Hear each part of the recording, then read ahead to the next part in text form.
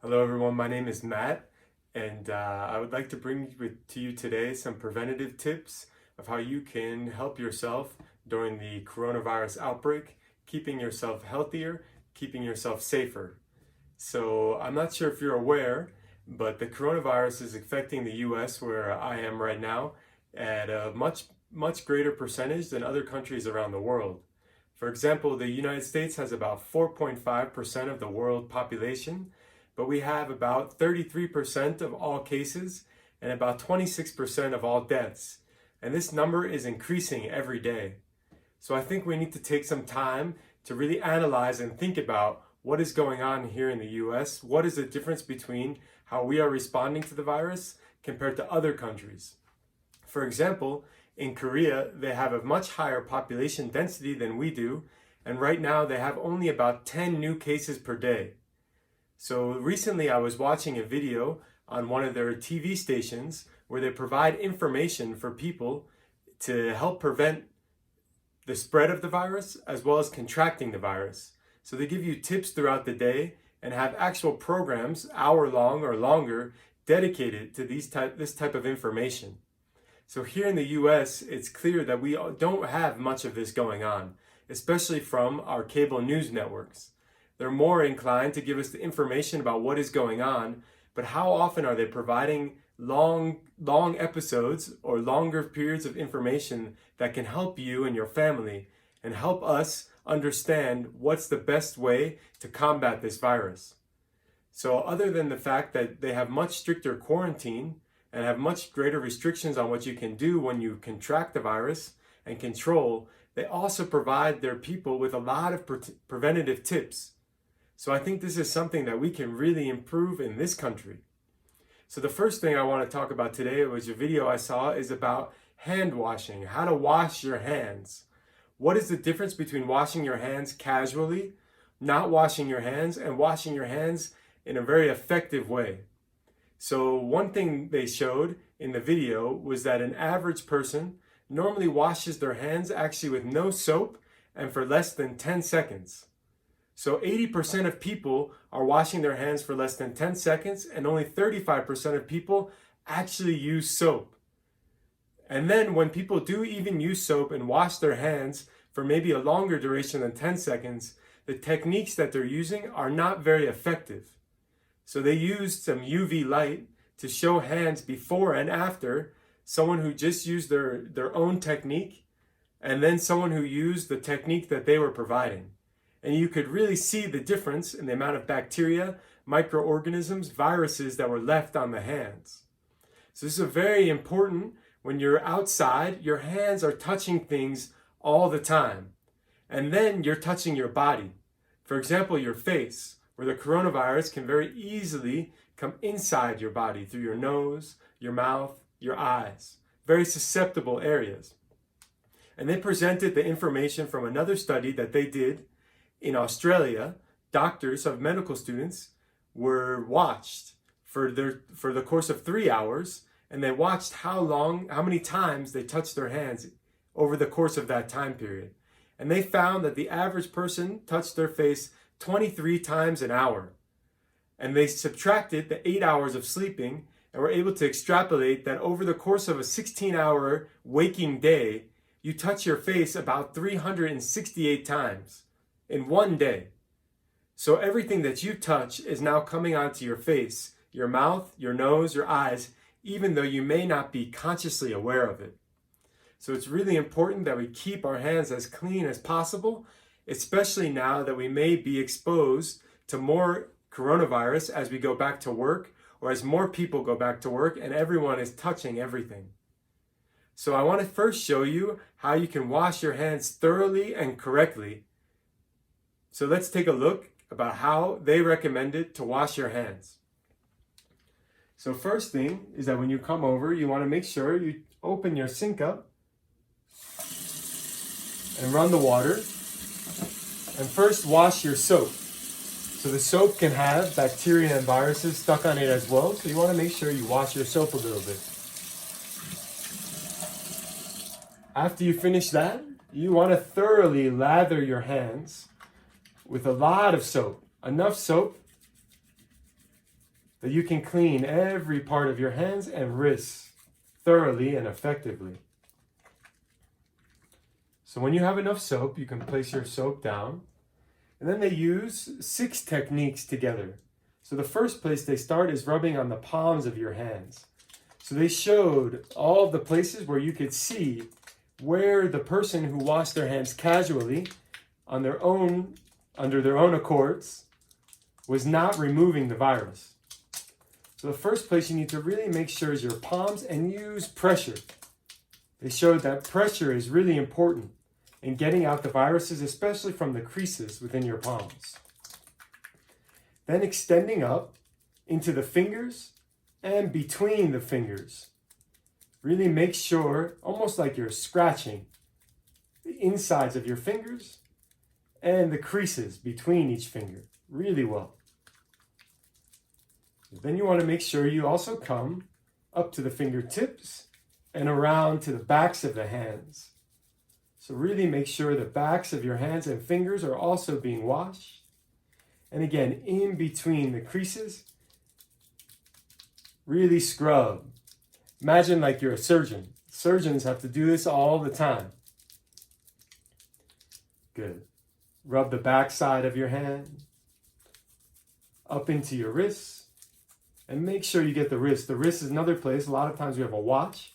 This is one place that most people are unable to clean correctly. Good. And then the other place that we tend to forget is our thumb. So we really want to thoroughly clean the thumb.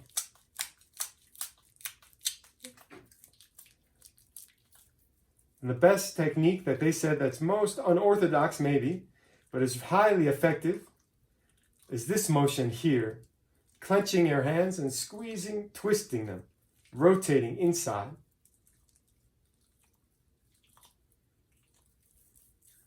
Again, the wrists a little bit. And to finish, making sure that you get underneath your fingernails. So ideally, keeping your fingernails short is really important, but also taking the time to really get inside and get the soap underneath the fingernails. I'm going to take a little more soap here just to show you.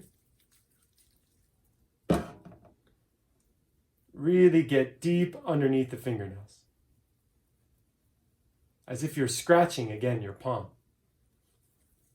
Wrists, hands. Good. So once you're fully washed with soap, what you want to do is you want to turn on the water again. Again, not too hot or not too cold. And as you're rinsing off, you want to repeat the same technique. Forcefully washing the palms. Getting deep inside, in between the fingers, along the fingers, behind, down the back of the palm, to the wrists,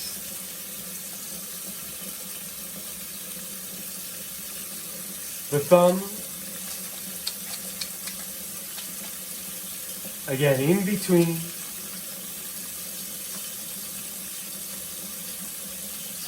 and the fingernails.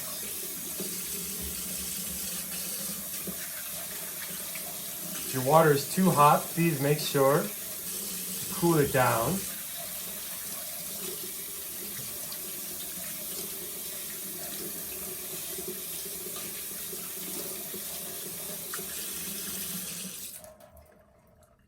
Okay, and now that you've thoroughly washed your hands, when you dry them, make sure you use a paper towel that is clean. So you don't want to use a towel that you've been using many times that's in your kitchen. You want to try to make sure that you can use a clean towel each time. Good. So now that your hands are clean, it's more safe for you to be touching your face and your body as well. And you really want to make sure that when you're using your hand washing technique, that you're doing this often. So every time that you can, every time that you remember, every hour, every 30 minutes even, if you're in a high risk area, continually wash your hands. So another thing I want to point out, what they said, is too, when using hand sanitizers, to make sure that you use ample amount of hand sanitizer as well. A lot of times we use just a little bit amount and try to really rub deeply inside, but we really need to use a lot of hand sanitizer to make sure that we're able to kill as much of the bacteria, as much of the virus as possible. And what they also showed was that hand sanitizers are actually not as effective as the regular hand washing with soap and water. So using soap and water is your number one way of killing germs, killing bacteria, killing viruses that you don't want that are pathogenic for your body. So what they said actually was that the US Health Department says that hand washing is like a form of self-vaccination. So if you want to keep yourself healthy and clean, if you want to keep yourself safe from coronavirus, one of the best things you can do is to consistently wash your hands, but wash your hands well. A couple other tips I'd like to point out is that, for example, the use of antimicrobial things like Purell, for example, are not necessarily the best way to clean and cleanse yourself. While maybe they might destroy a lot of bacteria, they're also killing a lot of beneficial bacteria you have on your hands to help prevent disease and to help also be a part of your immune system for when a pathogen enters and comes onto your hands. So I think it's important to use things that are not killing all of our good bacteria as well. So we want to maintain the use of a sanitizer that's not specifically targeting bacteria with antimicrobial products. The other thing you can do to help your skin and to help your microbiome thrive is doing some kind of exercise. But we want to be careful though on how much exercise we do. The right amount of exercise is really important for the right amount of sweat and feeding your microbiome correctly on your skin. When you overexert yourself, when you do too much exercise, this actually depletes your immunity. It also hurts your microorganisms that are protecting you. If you finish exercise and you are completely exhausted to the point of extreme fatigue, this is not benefiting you. You need to also control the amount of exercise you do. This will provide a good, strong environment, strong immune system, and strong exterior. So with these tips, I hope you can take them and utilize them in your life and have some awakening in ways in which you can help prevent the virus for not only just for yourself, but also your family members. So one last thing I would like to bring up is that you should be washing your hands too, especially before you eat. Another statistic that they brought up was that 50% of all viruses, germs, bacteria that get onto your food are not from the food themselves, but from your hands touching the food. So really do your due diligence, really practice well, and really become an expert in prevention. So we're going to continue to release videos of how you can keep upgrading your potential ability for prevention and awareness. So thank you so much for watching. I hope you enjoyed this video. Please share it with your family and friends. Give us a like, a comment, and tell us what you enjoyed. And have a really great day. Thank you so much.